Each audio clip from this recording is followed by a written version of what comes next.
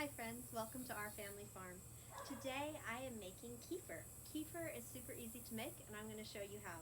So to get started you need to have some raw milk, your kefir that you made the day before that has your grains in it. So if you haven't made kefir before you just need grains and raw milk.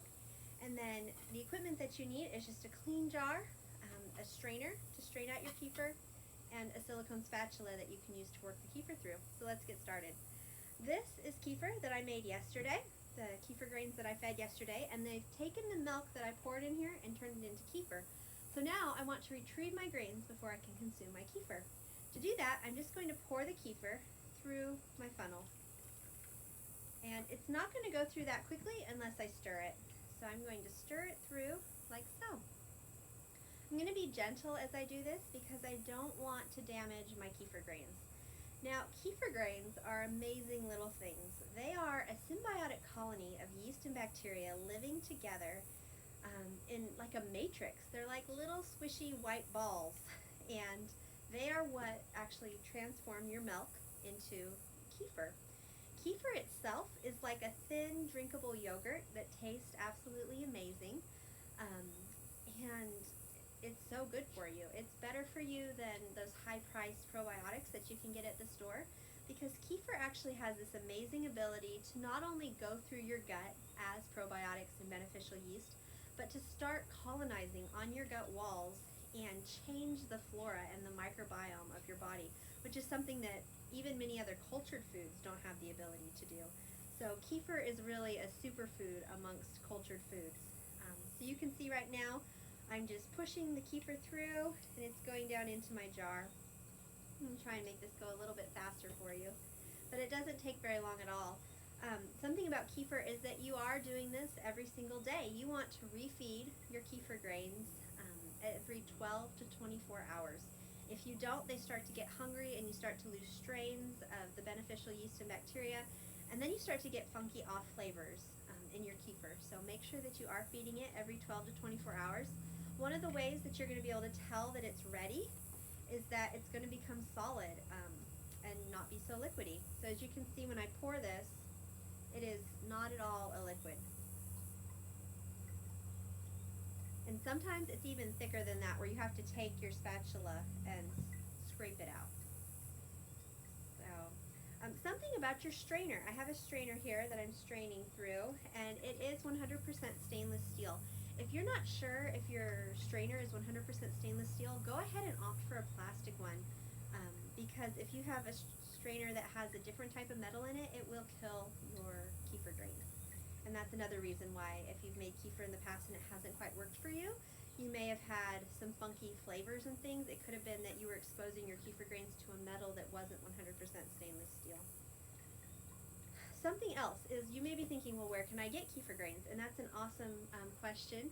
The best place to get them oftentimes is from a friend. If you have a friend that makes kefir, ask them if they have some extras, because they actually multiply. And pretty soon you start out with a teaspoon of kefir grains and now you have tablespoons of kefir grains, and you can share with your friends. If you don't have a friend that makes kefir though, you can purchase them. Cultures for Health, if you Google that, is one of the best places that I know of online that you can get reputable kefir grains from. That's where these ones originally came from. If you're in the Knoxville area, Three Rivers Market has kefir grains from Cultures for Health that they keep in their refrigerator section usually. Or you can of course order them online. We'll just keep pushing this through. Things that I like to do with my kefir. I love to make smoothies with my kefir. It makes the most delicious smoothies. You can also use it in baking. I have a lot of recipes that call for yogurt, cake recipes and things, and I'll use kefir instead. Yeah, so that's what you can do with it. It's absolutely delicious that way. So we've almost got this all the way through here. I'm starting to be able to see my grains.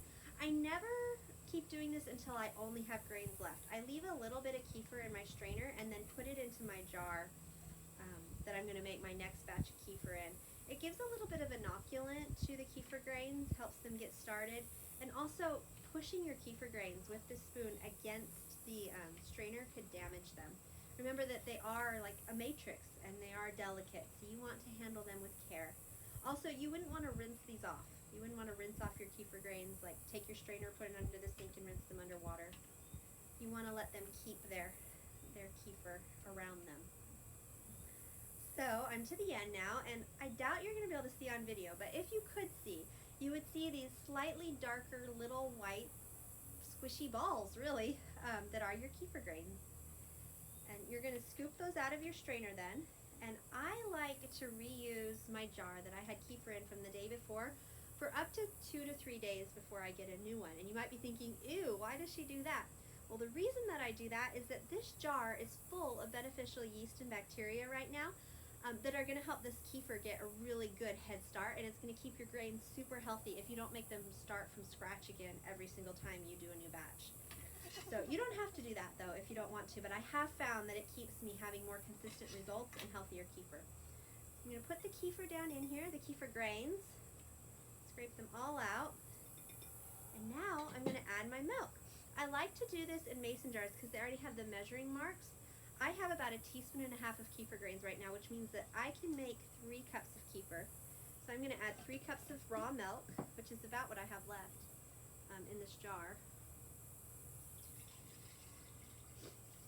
to my kefir.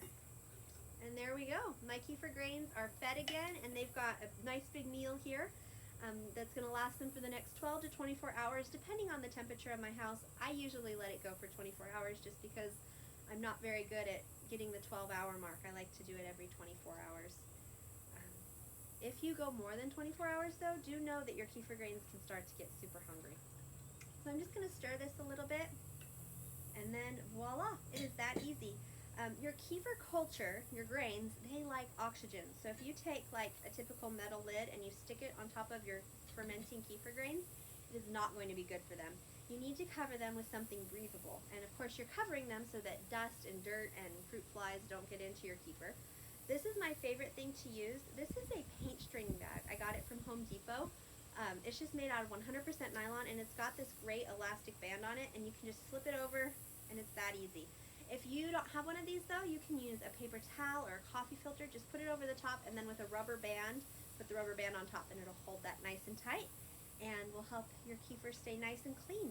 I'm going to put this on my kitchen counter. You can put it on top of your cabinets, just somewhere that's warm and dry and away from anything else you're fermenting. If you're also making sourdough, kombucha, fermenting veggies, you don't want to put this next to those things because they'll cross-contaminate and it will ruin your kefir grains, and it'll ruin your kombucha SCOBY too.